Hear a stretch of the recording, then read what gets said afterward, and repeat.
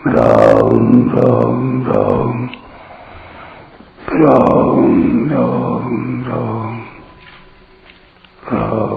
राम राम नारायण नारायण। संबंध। पूर्व श्लोक में भगवान ने संपूर्ण प्राणियों की स्थिति अपने में बताई, पर उनके महासर्ग और महाप्रलय का वर्णन करना बाकी रह गया। अतः उसका वर्णन आगे के 2 श्लोकों में करते हैं। सर्वभूतानि कौन्तेय प्रकृतिं यान्ति मामिकाम् कल्पक्षये पुनस्तानि कल्पादौ विसृजाम्यहम्। हे कुंती नंदन, कल्पों का क्षय होने पर महाप्रलय के समय संपूर्ण प्राणी मेरी प्रकृति को प्राप्त होते हैं और कल्पों के आदि में महासर्ग के समय मैं फिर उनकी रचना करता हूं। व्याख्या। सर्वभूतानि कौन्तेय प्रकृतिम यान्ति मामिकाम। संपूर्ण प्राणी मेरे ही अंश हैं और सदा मुझ में ही स्थित रहने वाले हैं, परंतु वे प्रकृति और प्रकृति के कार्य शरीर आदि के साथ तादात्म्य करके जो कुछ भी कर्म करते हैं, उन कर्मों तथा उनके फलों के साथ उनका संबंध जुड़ता जाता है, जिससे वे बार बार जन्मते मरते हैं।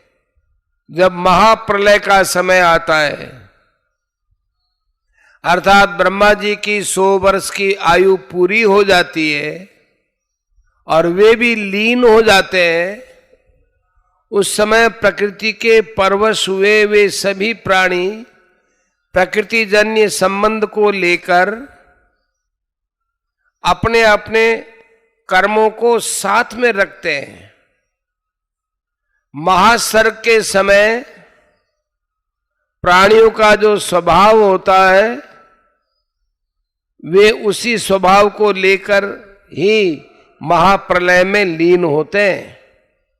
पुनस्तानि कल्पादौ विसृजाम्यहम्।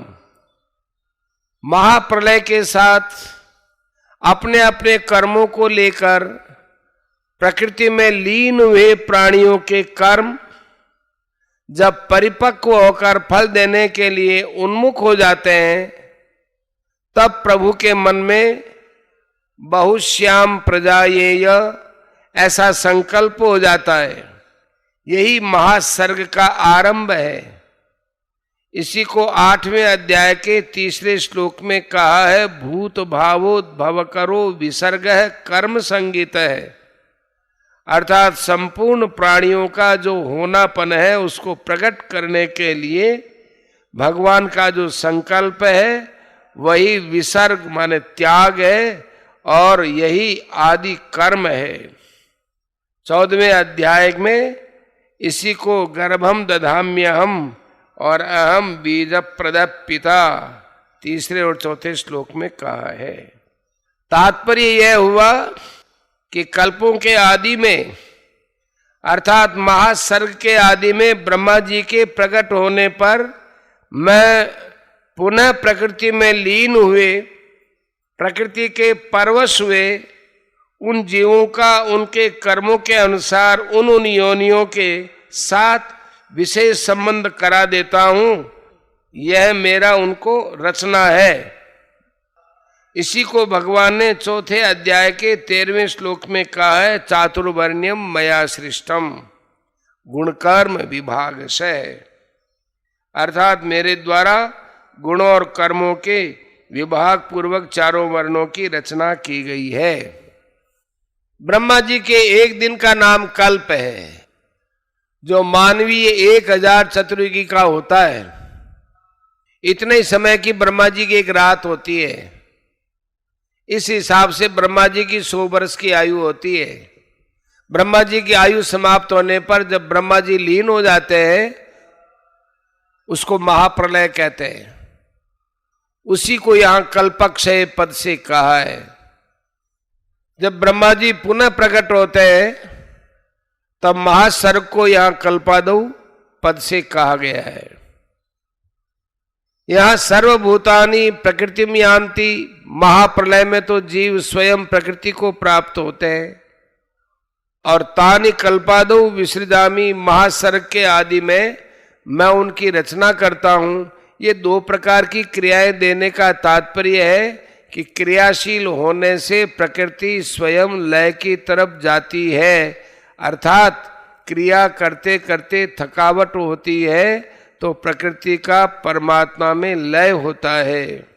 ऐसी प्रकृति के साथ संबंध रखने से महाप्रलय के समय प्राणी भी स्वयं प्रकृति में लीन हो जाते हैं और प्रकृति परमात्मा में लीन हो जाती है। महासर्ग के आदि में उनके परिपक्व कर्मों का फल देकर उनको शुद्ध करने के लिए मैं उनके शरीरों की रचना करता हूं। रचना उन्हीं प्राणियों की करता हूं जो कि प्रकृति के परवश हुए हैं। जैसे मकान का निर्माण तो किया जाता है पर वह धीरे धीरे स्वतः गिर जाता है, ऐसे ही सृष्टि की रचना तो भगवान करते हैं पर प्रलय स्वतः होता है।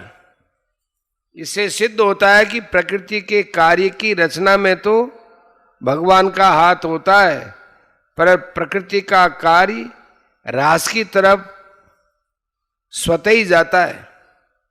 ऐसे ही भगवान का अंश होने के कारण जीव स्वतः भगवान की तरफ उत्थान की तरफ जाता है, परंतु जब वह कामना ममता आसक्ति करके स्वतः पतन की तरफ जाने वाले नाशवान शरीर के साथ अपना संबंध मान लेता है तब वह पतन की तरफ चला जाता है।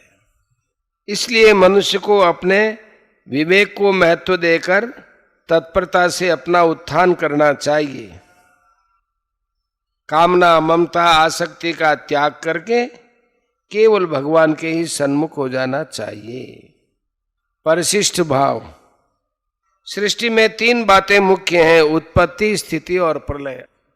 साधक की दृष्टि संसार की स्थिति की तरफ ही रहती है, इसलिए पहले पूर्व श्लोक में स्थिति की बात कहकर अब इस श्लोक में उत्पत्ति और प्रलय की बात कहते हैं।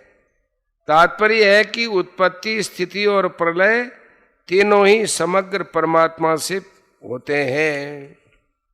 वास्तव में संसार की स्थिति है ही नहीं, प्रत्युत उत्पत्ति और प्रलय के प्रवाह को ही स्थिति कह देते हैं। तात्विक दृष्टि से देखें तो संसार की उत्पत्ति भी नहीं है, प्रत्युत प्रलय प्रलय अर्थात अभाव ही अभाव है।